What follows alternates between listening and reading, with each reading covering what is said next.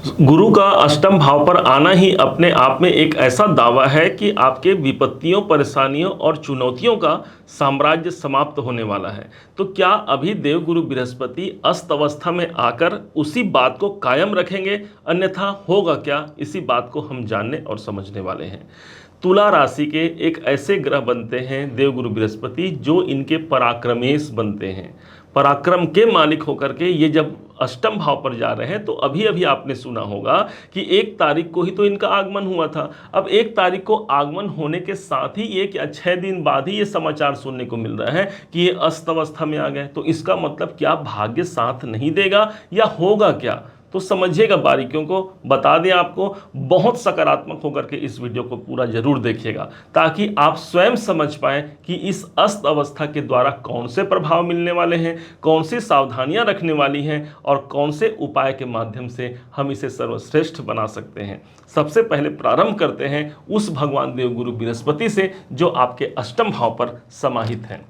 ठीक वो दिन आता है 7 तारीख का, 7 मई की सुबह 7:34 को ये भगवान सूर्य नारायण के द्वारा अस्त कर दिए जाएंगे।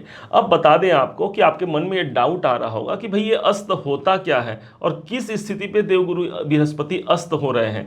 तो जब कोई ग्रह सूर्य के एक निश्चित डिग्री के अंतराल पर पहुंच जाता है, उस स्थिति में उस ग्रह को अस्त कंसिडर किया जाता है। इस हिसाब से देखा जाए तो भगवान सूर्य इस समय पर चल रहे हैं ठीक आपके सप्तम भाव, आपके व्यापार, आपके कैरियर भाव पर। अब इनकी जो डिग्री है वो 22 डिग्री के ऊपर पहुंच गए हैं, मतलब ये 23 डिग्री के आसपास पहुंचने वाले हैं भगवान सूर्य। और ठीक यहीं पर देवगुरु बृहस्पति 1 डिग्री अभी क्रॉस किए हैं। सूत्र के अनुसार 22 डिग्री से 1 डिग्री तक गिने, जो कि 30 डिग्री का होता है। इस हिसाब से मात्र 9 डिग्री का यहां पर अंतराल आता है और देवगुरु बृहस्पति हो जाते हैं अस्त। अस्त का मतलब होना किसी ग्रह का अदृश्य हो जाना। घबराइए मत, ये कहीं भी जाएंगे नहीं, ये आपके अष्टम भाव पर हैं, आपके रुकावटों, आपके बाधाओं को दूर करने के लिए आए हैं और पूरे 1 साल तक रहेंगे। अब इस समय पर होगा क्या, सूर्य के संग संग हमें भगवान सूर्य का भी साम्राज्य देखने को मिलेगा। कारण इसका 2 कारण हो गया। एक तो कौन ग्रह अस्त करेगा? भाई सूर्य अस्त कर रहे हैं। एक ऐसे ग्रह हैं सूर्य जो सारे संसार को प्रकाशित कर रहे हैं। एक मरकरी लाइट का बल्ब जल रहा है, आप ऐसा मानिए आप किसी रूम में हैं, एक मरकरी लाइट का बल्ब जल रहा है और वहीं पर एक और बल्ब जल रहा है 0 वाट का बल्ब। अस्त का मतलब ये हो गया। भगवान सूर्य की आभा इतनी प्रबल होती है कि सामने यदि कोई लाइट जल भी रहा हो, मान लीजिए वो 100 वाट का बल्ब ही हो, तो उनके प्रभाव से वो 0 वाट का बल्ब हो जाता है, अर्थात उनके पास वो शक्ति नहीं होती कि वो कोई प्रकाश दिला पाए। अब वो मरकरी लाइट को आप बंद कर दीजिए कुछ टाइम के लिए, तो क्या पाएंगे? एक अस्त अवस्था पर एक 0 वाट का बल्ब वहां पर पाएंगे। अब उस स्थिति में आपको कोई भी कार्य करना हो तो क्या करना होगा? आपको ज्यादा फोकस्ड होकर के आपको किसी कार्य को करने की आवश्यकता रहेगी। ज्यादा ध्यान केंद्रित करके ध्यान आकर्षण के द्वारा आपके किसी कार्य की बनने की उपलब्धता यहां पर श्रेष्ठता रहेगी। बस यही एक इसका अस्त का सबसे बड़ा प्रमाण है जो आपने समझा। इस समय पर हमें अपने ध्यान केंद्रित रखने किस किस फील्ड को लेकर के, इस बात को समझिएगा। क्या सकारात्मक मिलेंगे, इस बात को समझिएगा। अष्टम भाव पर देवगुरु बृहस्पति हैं, मतलब मेरे रुकावट, मेरे परेशानियां जो बनी हुई हैं उस पर मैं कैसे विजय प्राप्त करूं, इस पर मुझे ध्यान केंद्रित करना है। अष्टम भाव मेरे गुप्त ज्ञान विज्ञान का होता है, मेरे ऑकल्ट साइंस का होता है, मेरे ज्योतिष तंत्र मंत्र का होता है। यदि आप इसमें विश्वास रखते हैं तो वहां पर अब आपको एक अच्छी अनुभूति है यहाँ पर कि गुरु जो है सूर्य के संग मिले हैं। तो गुरु कौन है? तो भाग्य है। सूर्य कौन है? तो आत्मा है। इस समय पर आत्मा की आवाज उठने वाली है। इस समय पर ऐसा ज्ञान मिलने वाला है जो आपके परेशानियों से आपको मुक्त करा जाएगा। देवगुरु बृहस्पति के पास जो दृष्टि है वो सीधे पहुंच रही 12वें घर पर, अर्थात मेरे खर्चे कहां हो रहे हैं इस पर मुझे ध्यान केंद्रित करने की आवश्यकता रहेगी। ऐसे नहीं कि ध्यान इस समय पर कोई बहुत बड़े खर्चे होंगे, कोई बहुत बड़ी हानि होगी, बिल्कुल नहीं। गुरु की दृष्टि गंगा जल के समान पवित्रता रखती है। आपने देखा होगा हमारा वीडियो। तो इस हिसाब से गुरु भले ही अभी अस्त हैं, लेकिन कहीं से भी आपके किसी हानि, किसी खर्चे को, किसी कर्जे को बढ़ाने के दावा यहां पर देवगुरु बृहस्पति नहीं करते, बल्कि इस स्थान को मजबूत करेंगे। यदि आप विदेशों में भी हैं तो वहां पर भी आपको एक मजबूती आएगी। बस आपको ध्यान केंद्रित रखना है, इस पॉइंट को मत भूलिएगा। दूसरी तरफ इसी देवगुरु बृहस्पति की दृष्टि आपके धन भाव पर है, तो आर्थिक प्रबलता को यहां पर सूर्य के संग मिलकर के वो प्रदान करेंगे। विशेष बात आप समझिएगा, इस टाइम पर सूर्य भगवान कृत्तिका नक्षत्र पर है। कृत्तिका नक्षत्र के स्वामी होते हैं भगवान सूर्य। अब इस प्रकार से सूर्य किस भाव के स्वामी है, तो आपके एकादशेश है।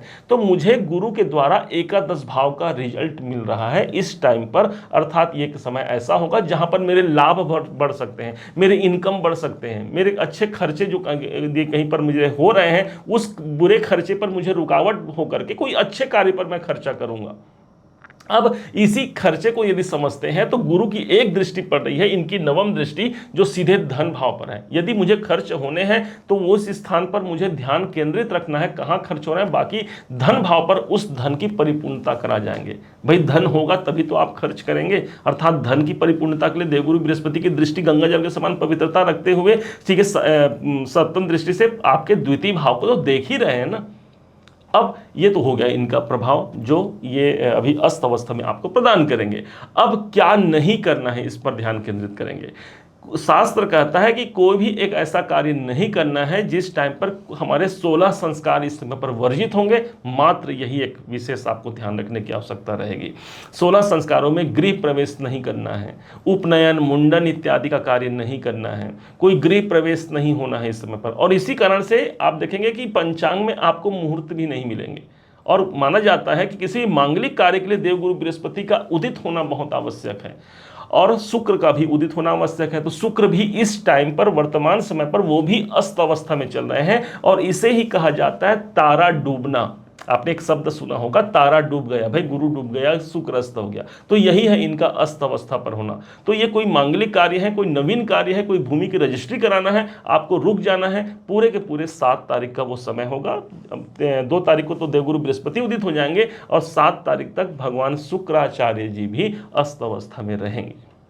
ये एक ऐसा समय होगा जिस टाइम पर सूर्य भगवान के हृदय में देवगुरु बृहस्पति का वास होगा।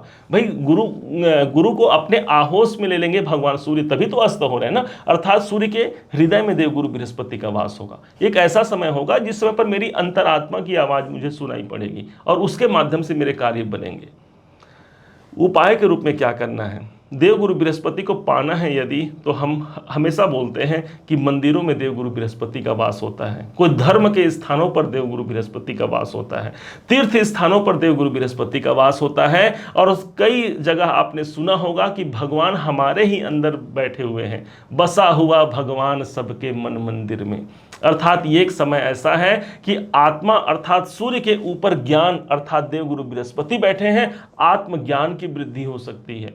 जो लोग आत्मज्ञान प्राप्त करना चाहते हैं उनके लिए अच्छा समय। इस समय पर अपने अंदर की भगवान को हमको पूजने की आवश्यकता है। भाई बाहर के भगवान को बहुत पूज लिया, अब अपने अंतरात्मा की आवाज़ सुनना है। जो आवाज़ निकलेगी उस पर कार्य करते हुए आप निश्चित रूप से इस समय को बहुत अधिक बेहतर बना सकते हैं, और इसी टाइम पर सफलता के श्रेष्ठ मुकाम को हासिल कर सकते हैं।